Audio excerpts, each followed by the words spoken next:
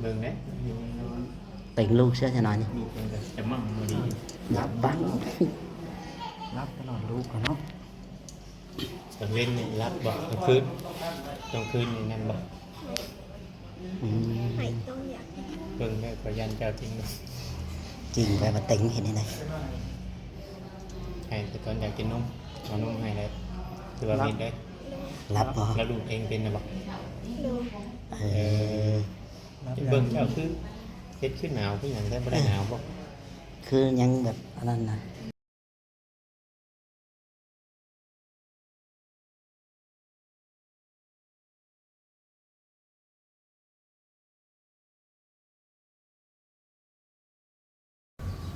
สวัสดีและสบายดีพ่อแม่พี่น้องเนาะวันนี้ก็สิกลับเข้ามาอีกรอบหนึ่งพี่น้องว่าน้องตุ๊กสิได้กลับมื้อนี้บ่หรือว่าจังใดเนาะทางหมอจอยก็สิพาแม่ๆ FC ไปเบิ่งไปชมน้ำกันพี่น้องเนาะกับหากแม่ๆ FC เบิ่งคลิปหมอจอยแน่พี่น้องเนาะก็มื้อนี้ก็ทางน้องเพิ่นสิได้กลับอยู่บ่หรือว่าจังใดก็ยังบ่ฮู้พี่น้องเนาะก็สิไปเบิ่งแพทย์เบิ่งหมอเพิ่นว่าอีกที่นึงน้องเนาะเพราะว่าทางหมอจอยก็ได้กลับเข้ามาสิไปเยี่ยมพยายามเพิ่นจักเล็กจักน้อยพี่น้องเนาะเพราะว่าเฮาสิถ่ายรายกับว่าได้อยู่ในโรงพยาบาลนะพี่น้องเนาะก็อยากให้FCเป็นกำลังใจให้แน่พี่น้องเนาะเบิ่งคลิปให้บ่จอยเนี่ยเด้อเนาะเพราะว่าทางบ่จอยเนี่ยก็อาจสิเว้าบ่ค่อยเก่งอาจสิถ่ายกับหมู่กับมีแต่หมู่ปากหมู่เว้าหลายเพราะว่าทางบ่จอยนี่ก็สิเว้าเล็กๆน้อยๆพี่น้องเนาะจังใดก็ฝากแม่ๆ FC เนาะถ้าพ่อแม่พี่น้องไปเบิ่งน้ำกันว่าถ้าน้องตุ๊กเมื่อแล้วก็น่าสิไปอยู่เพื่อนปู่เพื่อนย่าก่อนทางแม่เรือใหม่กับพ่อน้องตุ๊กพูดว่าเนาะสิไปอยู่เพื่อนแม่ย่าเพิ่นก่อนเพราะว่าเพิ่นมีน้ำมีในมีไผมีหยังเพราะว่าถ้าไปอยู่เพื่อนเพิ่นก็สิบ่มีไผก็บ่มีน้ำมันก็สิขาดคือว่าในหลานน้อยคือกำคำกำคืนเพิ่นให้เพิ่นห้องสิอยู่แนวใดเนาะพื้นไผก็บ่มีน้ำในก็บ่มีเสื้อผ้าแล้วว่าผ้าอ้อมของหลานน้อยก็ต้องได้ซักได้ตบตลอดอะไรพี่น้องเนาะกะทั้งแม่เพิ่นนี่ก็สิมาเบิ่งน้ำกันนั่นแหละเนาะจังใดก็สิพาพ่อแม่พี่น้องไปเบิ่งไปชมน้ำกันเลยพี่น้องทางน้องตุ๊กที่โรงพยาบาลพี่น้องปะพี่น้องบอกว่าหลายใจห่างไปเบิ่งน้ำกันเบิ่งภาพพ่อแม่พี่น้อง FC ช่วยเบิ่งคลิปบ่จอยหน่อยเด้อพ่อแม่พี่น้องอยากนอนอยากมื้อเพิ่นว่าได้ใส่หมอนบอกไปทางแพทย์ไงเฮ็ดไงเพิ่นเข้ามาได้ได้คือนั่นหรอเบิ่งนะติงลูกเชื่อจะนอนนี่ลูกเป็นจะมั่งมาดีรับบ้างรับตลอดลูกกันเนาะตอนเล่นนี่รับบ่กลางคืนนี่นั่นบ่หายตัวอยาก เบิ่งได้ขอยันเจ้าจริงจริงไปมาติงเห็นนี่ไหนให้แต่ตอนอยากกินนมเอานมให้เลยคือว่ามีได้รับบ่แล้วลูกเองเป็นนะบ่ดูเบิ่งเจ้าคือเฮ็ดขึ้นหนาวคือหยังได้บ่ได้หนาวบ่คือยังแบบอันนั้นนะชัน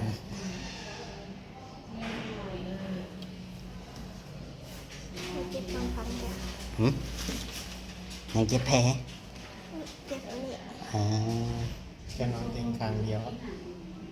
จะนอนเตียงข้างเดียวมันเป็นเลือดแต่ข้างเดียวเมื่อวานนี้สลบฝังเส้นเลือดกันเส้นเลือดตัวนี้แตกก็ไม่ใส่เมื่อบานมันมีแต่เส้นเดียวไม่ได้มดแขนน่ะมีเช่นเดียวแม่แตกเราเพราะว่ามีใบทางใหญ่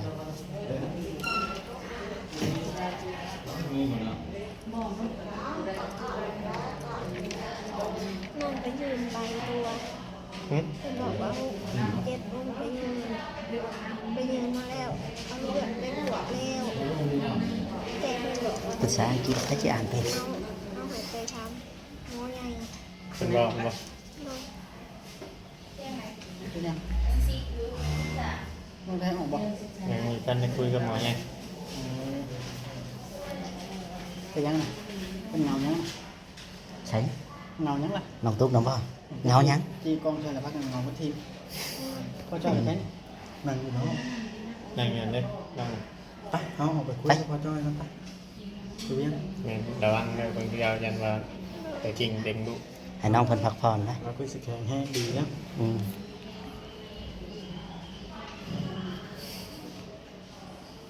เพิ่นบอกไปทำแพทย์ไง อ๋อเนี่ยน่าอยากมือยังไงเนาะน้องตุ๊ก อยากมือเจ้าของแข็งแฮงคักแล้ว โดย จะลองย่างเบิ่งได้บ่น อืม ข้างข้างนี่เพิ่นถอดเพิ่นให้ลงมาเลย อ๋อ ให้ย่างวะให้ย่างเองอยู่บ้าน แม่นย่างอยู่บ้าน โดย อืม เดี๋ยวพังเบิ่งตามเบิ่ง ถามมึงก่อนเนาะคนที่ให้มึงบ่ให้มึงก็ว่าอีกทีนึงเนาะ ยามื้อนี้เพิ่นใส่อยู่บ่ยามื้อนี้มีแต่ตัวไปยืนเอามาได้รู้สึก โดย อืม อืม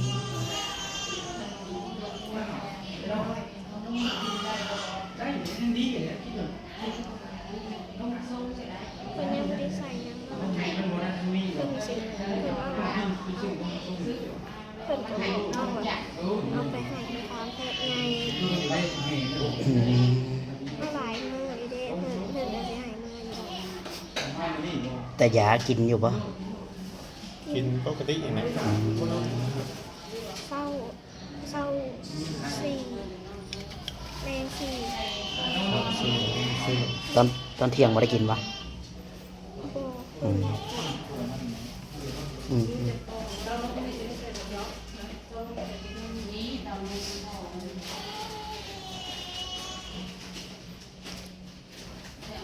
อยากนี่เราสูงก็ได้หรอก เฮ้ยถึงลูก สอบถึกหน้าลูกแล้วเนาะ คนหน่อยนอนข้างกันนี้อันนี้เนาะ โดย ระวังเด้อจนว่าเจ้าเวลาเจ้านั้นจนเจ้าพลิกไปทางนั้น บวนปูใหญ่ไปอยู่ดี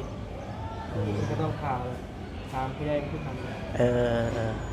เดี๋ยวจะนอนค่อยว่าอีกทีนึงเดี๋ยวจะไปถามลองเบิ่งเนาะ โดย ว่าสิได้เมื่อบ่ได้เมื่อมื้อนี้ก็ค่อยว่ากันอีก โดย กินข้าวกินน้ำหรือว่ามัน โดยกินแล้ว กินข้าวกับหยังมัน ออกไปซื้อของกินในตลาดแล้วข้าวต้มไม่เพื่อน เออตลาดพวกตลาดใหญ่พวก บอสตลาดนี้ใกล้หลังหมอ อ๋อ น้อย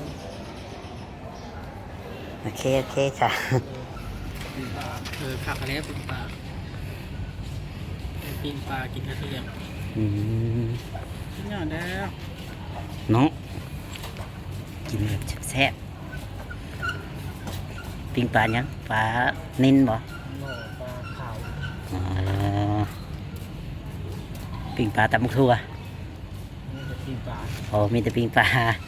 กินว่าปิ้งปลาตำบักทั่ว แล้วก็ขัดดูมัน แมนประหยัดกินเนาะ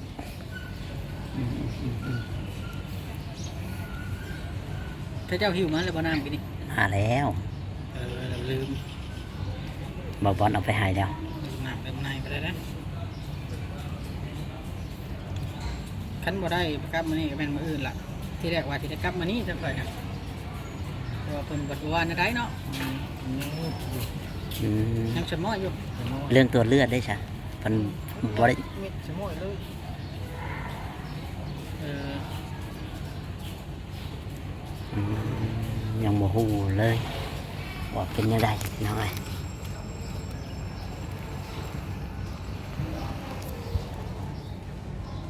ผัวแล้วอยากกลับแล้วผัวแล้วเนาะมึงแล้วก็เริ่มกระวนกระวายแล้วอยากกลับ แต่เพิ่นยังบ่ได้ให้คำตอบเฮาก็ลองฟังเบิ่งก่อนเนาะถือว่าเพิ่นเว้าน้องเพิ่นยังบ่แข็งแรงปานใดก็มีเพราะฉะนั้นว่าเพิ่นเบิ่งหั้นนะ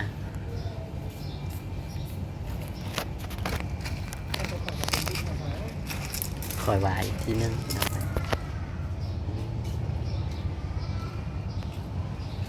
ต้องไปตรวจเลือดตรวจหยังอีกอยู่อีกสักวันก็สิเป็นหยังเนาะตอนว่าเพิ่นหายุตอนเพิ่นให้กลับก็ยังกลับเฮาก็บ่ฮู้คือกันนะนี่แล้วแต่เพิ่นสิอันนั้นอืม เลือด เอาไปกวดท่านรู้จัก ยังบ่ได้รู้จักว่าผลตรวจเลือดเป็นจังไดออกมาจังได ยัง ถ้าเฮาฮู้ตัวนั้นมันก็ยังมีส่วนเบิ่งหน้าน้องก็ยังคือแบบยังเหลืองรสชาติอยู่ได้แบบนึงนะก็หรือเรากังวลอยากมึงอะบ่หรือว่าไงเฮาก็บ่ฮู้กันเด้เบิ่งหน้าตาเราก็ยังแบบ คือเราสิเมื่อยเติมหนึงอยู่หรือว่าอึดอัดบ่แน่ใด เดี๋ยวนอนอยู่นั่นมันเมื่อยได้นอนอยู่บนได้ลุกไปใช้เนาะแล้วลุงย่างอยู่ปะ เรียกย่าง แล้วย่างแล้วย่างอยู่ปะนะ บ่ได้ลงย่าง บ่ได้ลงยางเลย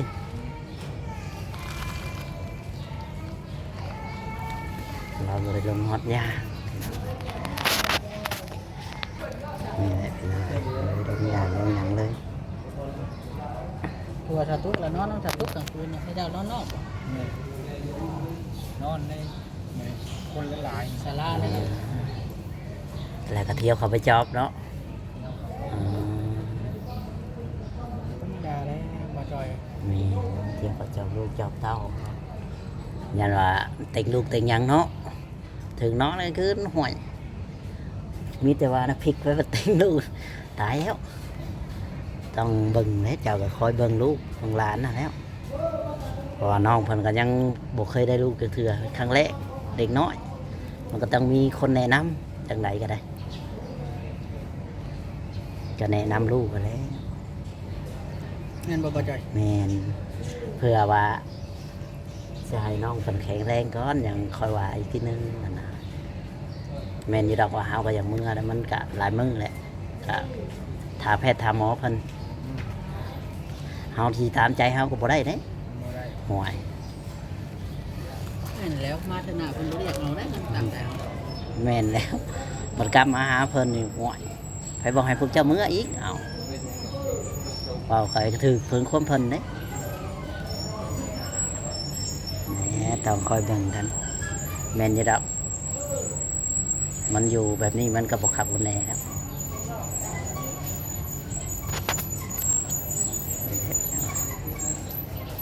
ไปคุณบ่ หืม ช่วยมาจอยไปนั่งอยู่คุณบ่ ชวนเราออกไปพุ่นบ่ นั่งไงนอน อืมมันนั่นก็กว่า มันก็เฮ็ดดิ ยังชวนออกไป ได้จังซี่ละจ้ะ เก้า ฮะ เก้า เออ อดเอาถ้าบ่ได้มือกับมื้อนี้ก็มือใหม่ก็ได้มืออยู่ดอก แม่นแล้ว ใจเย็นๆมื้ออื่นน่ะสิได้มือแน่ๆคันว่าบ่ได้มือกับมื้อนี้ แม่นบ่ไปจอยเออสิได้เมื่ออยู่บ่ แม่ทวิตนี่ก็ว่ามื้ออื่น เพราะว่าเฮาต้องพังเพิ่นได้เห็นว่าถึกมีแต่อันนั้นก็บ่ได้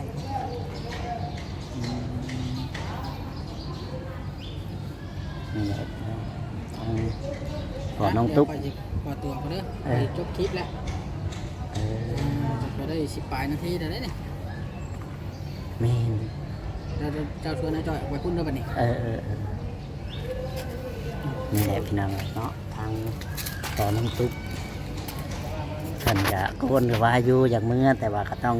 รอก่อนรอถาแพทย์ถาหมอเพิ่นสิว่าแนวใดแม่นอยู่แล้วว่าน้องเพิ่นก็ดีขึ้น แต่ครับเพิ่นก็ต้องดูอาการก่อนเนาะจักเล็กจักน้อยบ่แม่นว่าสิว่าเฮาย่างได้ไว้เป็นมันสิแข็งแรงบ่ได้เด้มันต้องรอเบิ่งจักน้อยหนึงเดี๋ยวว่าทางน้องเพิ่นเป็นแนวใดก็ต้องมาลุ้นกันพี่น้องเนาะว่าสิได้เมื่อบ่ได้เมื่อก็อยู่ตามแพทย์ตามหมอนั่นแหละพี่น้องนี่เลยพี่น้องเมียจะไปทางไหนนี่นอนบ่ นั่งใน เออต้องไปนั่งแบบอันนั้นเนาะยังดีได้เมียเจ้ายังแบบหูจักแบบอันนั้นเบิ่งลูกเบิ่งเต้าถึงชื่อโบแมนลูกเพิ่นก็ยังเบิ่งเด้เจ้าว่าคอยว่าเราดีได้ถ้าเป็นแบบว่าทราบก็เห็นหลายคนมันโบแมนลูกเขาไม่ได้คอยสนใจได้แม่นละว่าเจ้าอาจสิเคยเห็นคือกัน อันนี้เพิ่นยังว่าเป็นห่วงอย่างสั้นอย่างซี่ ามเบิ่งลูกของเต้าเพิ่นลูกเราก็ใหญ่เติบหรือว่าซ้ำกับลูกเจ้าบ่หรือว่า ใหญ่ เป็นบ่าวเป็นสาวมาแล้วเออคิดว่ายังน้อยดอกยังแบบปลอกปลอกแป๊กบ่เนาะ ใหญ่ไปแล้ว เออใหญ่หมดแล้ว เจ้าก็เขาก็เอิ้นตาพ่ออยู่บ่ลูกเอิ้นอยู่แต่เคยเห็นหน้าลูกทุกคนแล้วบ่หรือว่ายัง ยังเขานี่เดี๋ยวเขาติดต่อมาเนี่ย อ๋อเขาอยู่ใช้อยู่ไทยอ๋อเขาอยู่ไทยถือว่าหาเงินหาคำนี่แหละเนาะอยู่ไทยหาเงินหาคำเพื่อจะเปลี่ยนตัวเองนี่แหละเจ้ากับตอนนั้นเมื่อเพื่อนแล้วก็เบิ่งและลูกเจ้าเป็นยังไงก็ได้ซอยกันเบิ่งกันแล้วกับเมีย อ้าวสบายดีสร้างจ้อย อืม ใช่เบาดี ไปกันแล้ว เมื่อไร ออกแล้ว อ๋อชื่อยังจูเมียกินมึง ป้า น่าสร้างจ้อย ว่าตอนนี้คือสิมังแห้ง หรือว่าอยู่เพื่อนก็ใส่แบบนี้ติเออชอบหมวกขี้หยกอืมถือว่า ค ควง เสียงออกไปเนาะคนเดียวก็เจอเด้อ คอยก็สิไปคือกันนั่นแหละจังใดก็ได้พี่น้องเลยเนาะทางพ่อจอยก็สิจบคลิปพี่น้องเลยเนาะเพราะว่าเฮาก็ถ่ายดนแท้ได้ก็ฝากพ่อแม่พี่น้องเป็นกำลังใจให้ในอยเด้อพ่อแม่พี่น้องนี่แหละให้กำลังใจทางพ่อน้องตุ๊กเพิ่นก็รอใจจดใจจ่อว่าสิได้เมื่อหรือบ่ได้เมื่อก็ต้องรุ่นแพทย์รุ่นทารุ่นน้ำกันพี่น้องว่าทางแพทย์ทางหมอเพิ่นสิอนุญาตให้เมื่อบ่มื้อนี้หรือว่าจังใดเฮาก็ยังให้คำตอบบ่ได้เพราะว่าเพิ่นยังตรวจเลือดอยู่ผลตรวจเลือดก็ยังบ่ได้ออกมาเนาะ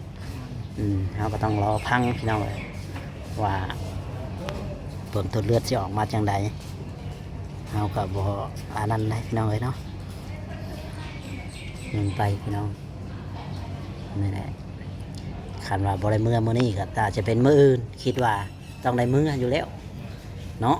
แค่นอนอีกจักคืนหนึงก็บ่เป็นหยังนักนี่แหละพี่น้องเลยเนาะชีวิตพอน้องตุ๊กคิดว่าเมื่อบ้านนี่สิไปเห็นเวียกเห็นงานหยังบัดนี่ กับหน่อย ตัดอ้อยเอ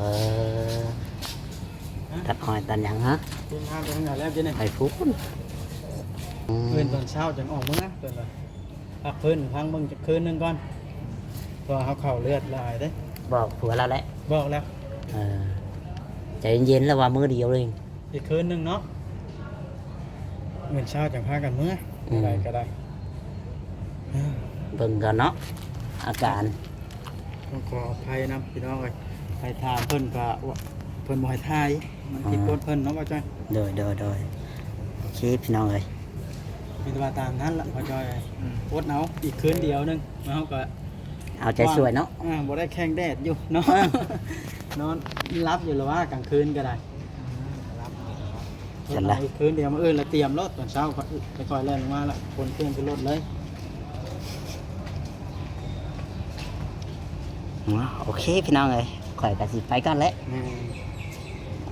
ทางใดก็ได้นี่แหละพี่น้องเนาะเฮาก็สิจบคลิปลงเพื่อก่อนเด้อพ่อแม่พี่น้องผิดพลาดประการใดก็ขอโทษขออภัยนำพี่น้อง